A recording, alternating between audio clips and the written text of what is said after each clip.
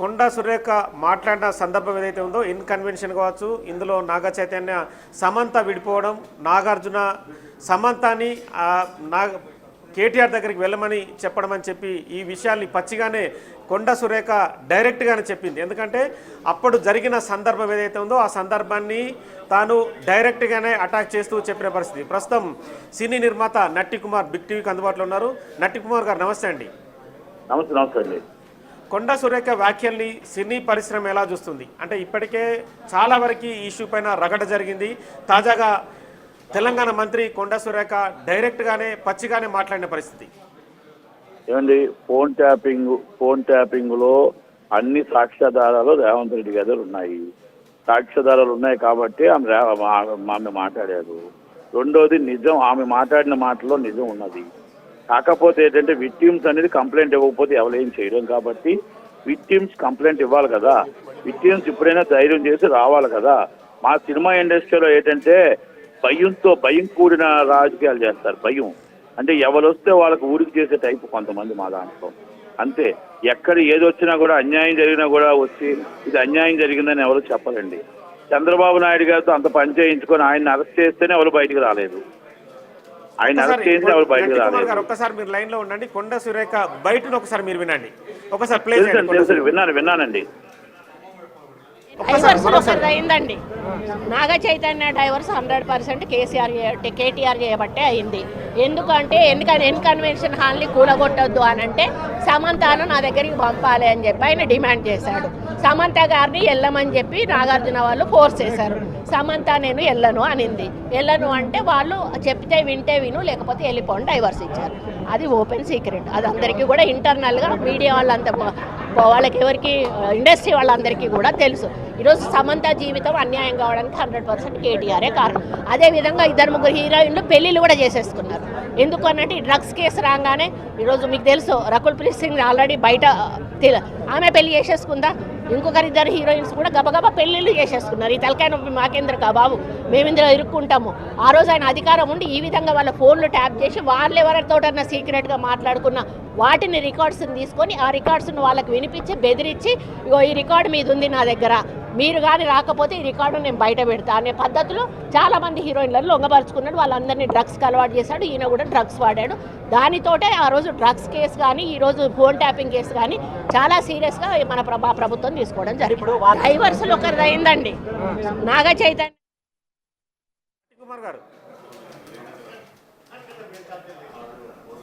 నట్టి కుమార్ గారు విన్నారు కదా కొండా సురేఖ మాట్లాడిన మాటలు.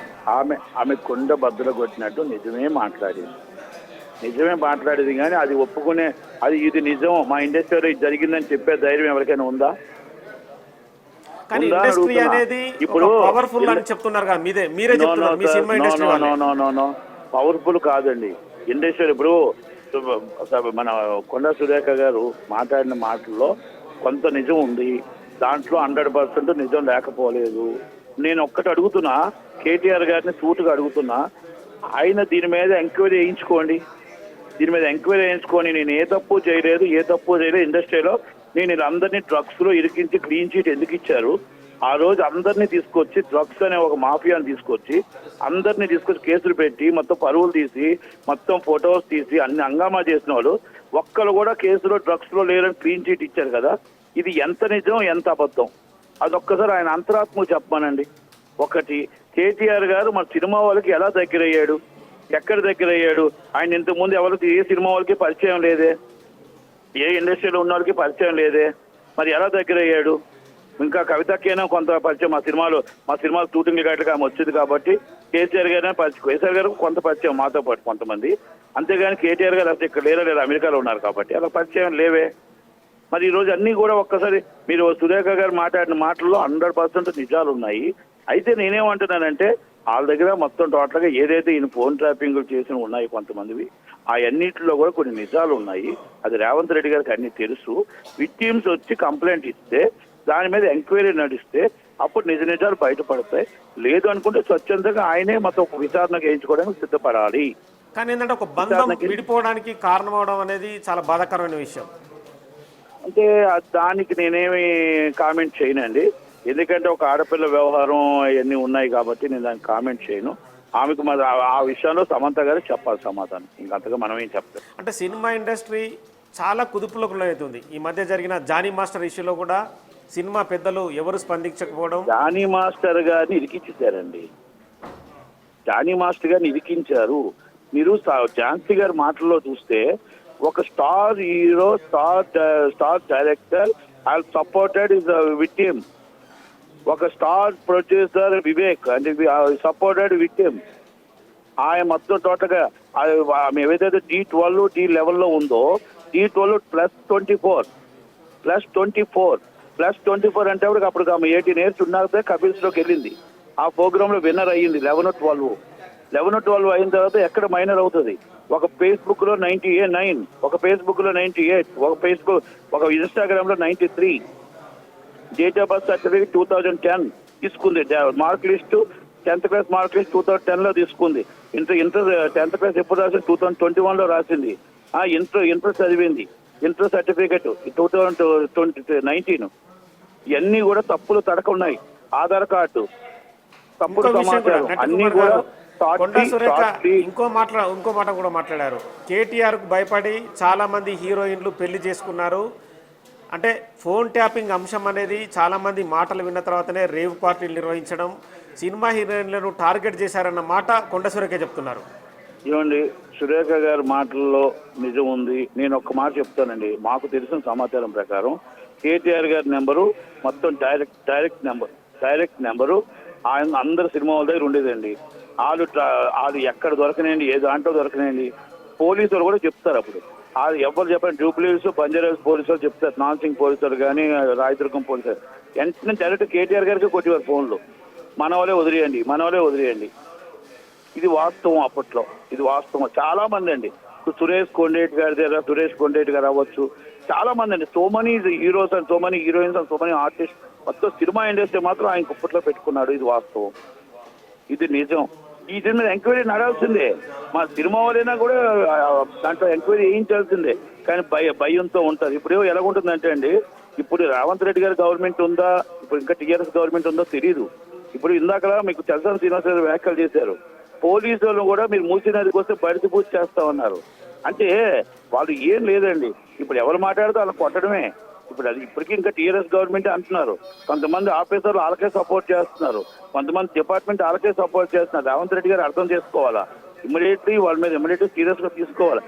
ఇప్పుడు మాట్లాడేవాళ్ళు మాట్లాడేవండి, రేపు వచ్చి ఒక 10 మంది కొడుతుంటే మాకు ఎవరు సెక్యూరిటీ? నిజాలు మాట్లాడాలని తంతారు వచ్చి, తంటుంది ఎవరు సెక్యూరిటీ? రౌడీజం పెరిగిపోయింది. ఇప్పుడు మనం కౌశిక్ రెడ్డి గారు రౌడీజం చూసాం కదా. కౌశిక్ రెడ్డి గారు మొత్తం అంత దారుణమైన రౌడీ, ఒక డీసీపీని ఇలా తోసుకోవడం వెళ్తుంటే ఏం అరెస్ట్ చేశారండి పోలీసు వాళ్ళు? ఒక డీసీపీకి లేని సెక్యూరిటీ ఇంక మామూలు మనుషులకి ఏముంటుందండి? ఒక కౌశిక్ రెడ్డి గారు అరాచకం చూసాం కదా, దౌర్జన్యం చూసాం కదా, బీభత్సం చూసాం కదా. హరీష్ గారు దౌర్జన్యం, హరీష్ గారు అరాచకాలు చూస్తున్నాం కదా. ఆయన మాటలు చూస్తున్నాం కదా. అవి ఇంకా రోడ్డు మీద మాత్రం ఎవరు వెళ్తే వాళ్ళు కొట్టేటట్టే ఉన్నారు. ప్రజలు అని లేదు, ఎవరైనా ఎదగొట్టేటట్టు ఉన్నారు. మరి ఎవరి గవర్నమెంట్ ఉందో? టీఆర్ఎస్ గవర్నమెంట్ ఉందా, కాంగ్రెస్ గవర్నమెంట్ ఉందా? మరి ఇవన్నీ తెలుసుకోవాలా లేదా? మూసీ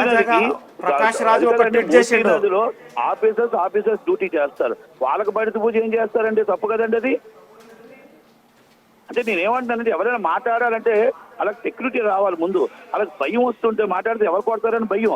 ఇప్పుడు నేను కొన్ని నిజాలు చెప్పలేము, కొన్ని మాకు తెలిసినా చెప్పలేము, మాట్లాడలేము. మాట్లాడితే మమ్మల్ని అంటారేమని భయం. ఓకే, ఫస్ట్ తన్నులు తింటాం కదా, తర్వాత మేము ఎలా ఎదుర్కొంటామో తర్వాత విషయం. కానీ ముందే తన్నులు తింటాం కదా.